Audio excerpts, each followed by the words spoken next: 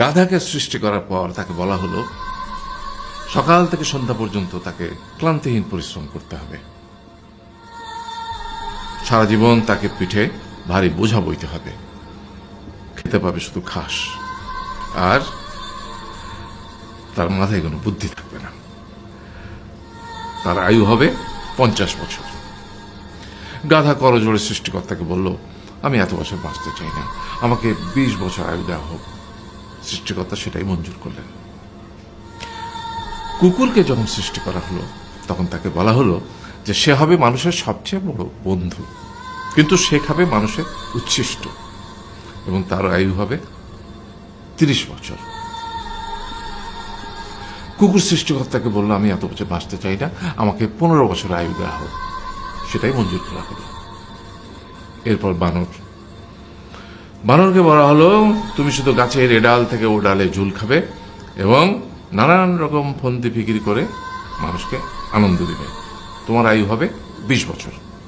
মানুষ বলল, আমি 20 বছর বাঁচতে চাই না, আমাকে 10 বছর দেওয়া হোক। সেটাই মঞ্জুর করা হলো। এবার এলো পুরুষ মানুষের পালা।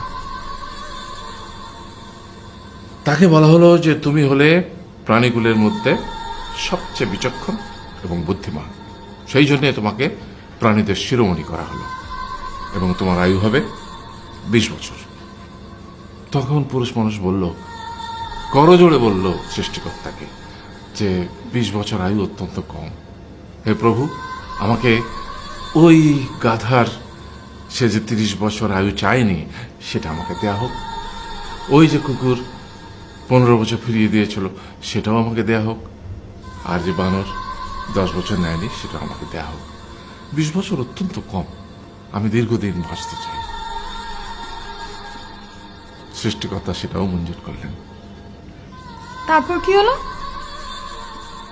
সেই থেকে ছেলেরা পুরুষ মানুষ হিসেবে বাঁচে 20 বছর, তারপরের 30 বছর সংসারের বোঝা পিঠে করে বয়ে বেড়ায়, সেটা কার মতো? গাধার মতো। তারপরের 15 বছর সে তার ছেলে মেয়েরা যা দেয় সেই রকম ঠিক কুকুরের মতো উচ্ছিষ্ট খেয়ে বাঁচে। আর তারপরে বৃদ্ধ বয়সে ঠিক বানরের মতো, যেমন গাছের এডাল থেকে ওডাল ঝুল খায় বানর, তেমনি এই ছেলের বাড়ি থেকে ওই ছেলের বাড়ি, আর নানান রকম ফন্দি ফিকির করে তার নাতি নাতনিদের আনন্দ দেওয়ার চেষ্টা করে।